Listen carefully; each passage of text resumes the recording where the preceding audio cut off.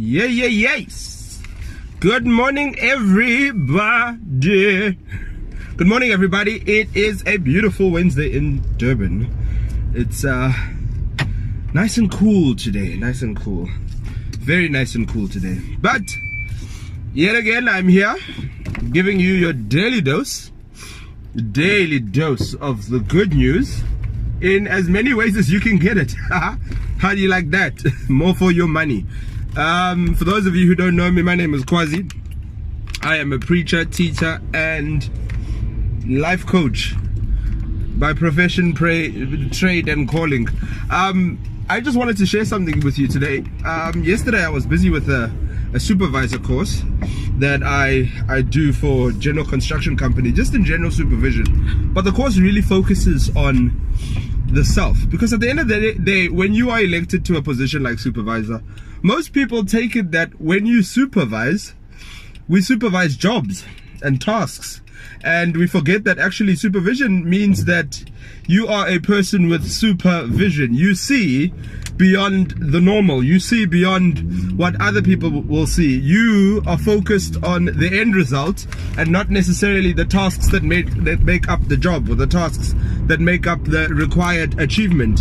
When you are supervising something, you have a vision of what is going to happen, what it's going to look like at the end, and what the components are that are required in order for it to happen, how the people should work. You have a full understanding of everything that is going on around you. So under the element of supervision, we actually look at, in this specific course, some of the things that make up supervisors. And that's not only knowing yourself, but knowing the people that work for you.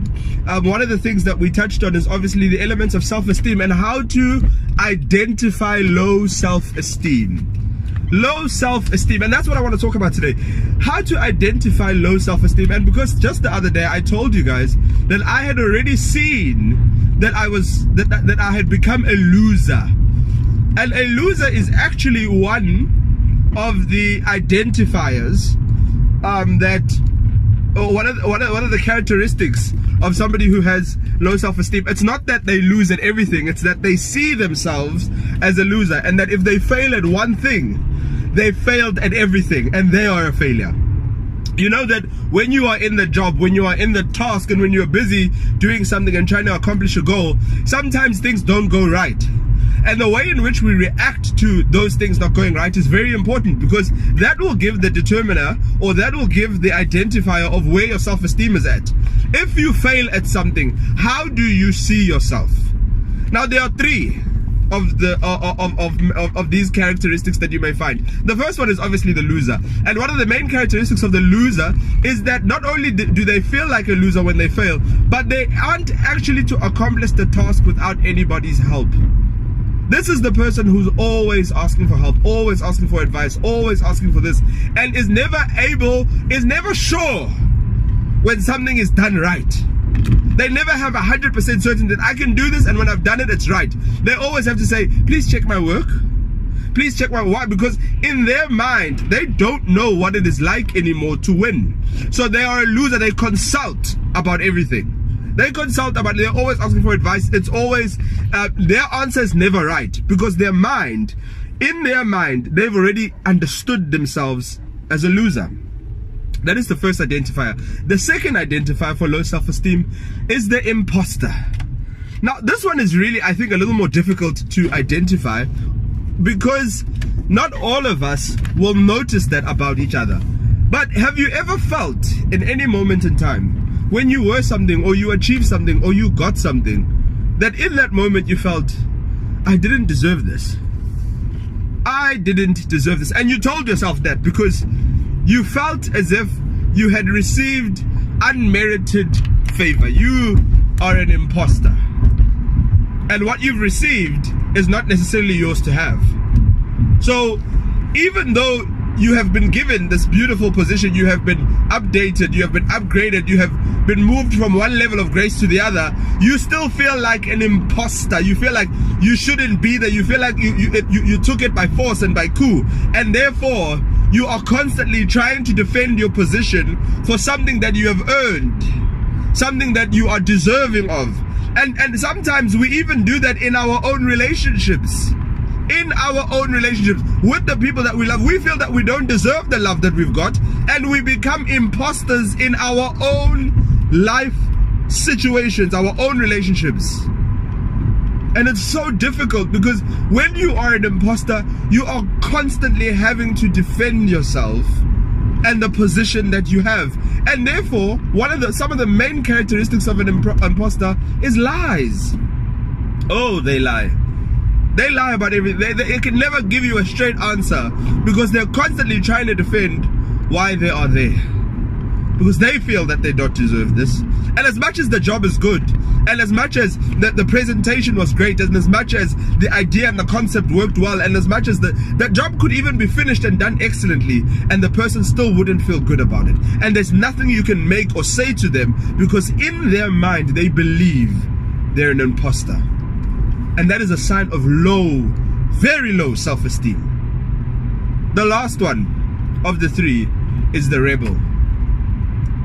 Now, the rebel is probably the one characteristic that we've actually even I don't want to say confused, but we've actually begun to accept about people, that there are some people who just don't listen and they rebel against everything. There's nothing that they just say yes to.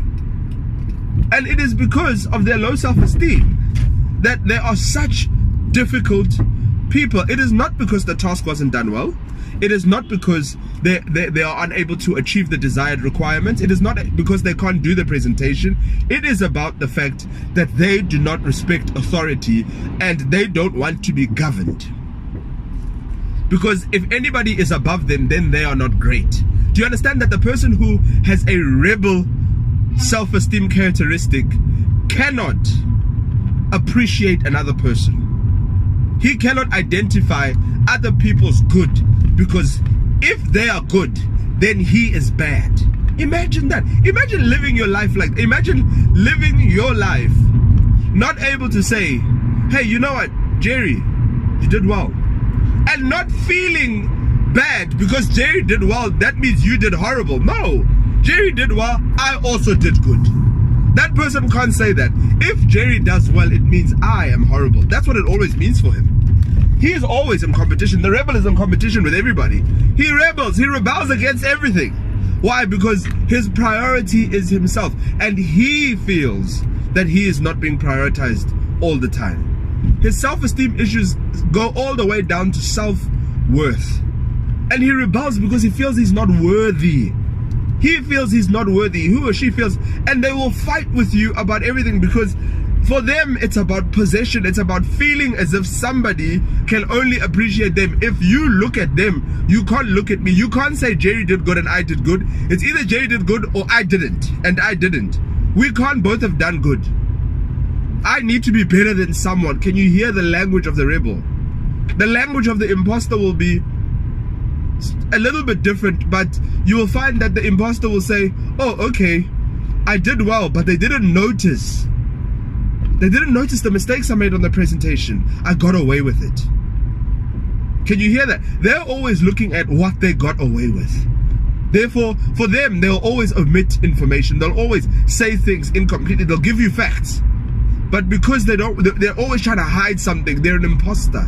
That is the language of the imposter. The language of the imposter will always be what do we call when something is interwoven? Yeah, I'll get the word. But that's the language at the end of the day. And you will find that the person who is a loser, their language will always be, I know you said the presentation was great, but I didn't feel good about it, and I'm not sure if it's what you wanted, and I'm not sure if the client will like it, and I'm not sure if, please tell me what to do. The language, you need to be able to identify those things about the people around you, because we all suffer with self-esteem issues. And I know that even as I'm talking, some of you are triggered by just those specific things. Those few specific things. The language that you might be using would determine or can even give away your self-esteem issues. So maybe you should ask the question of, where are you? If you identify yourself as somebody with low self-esteem, which one of them are you? Anyway, love you guys. Have a great day. And we'll see you soon. I'm at work now.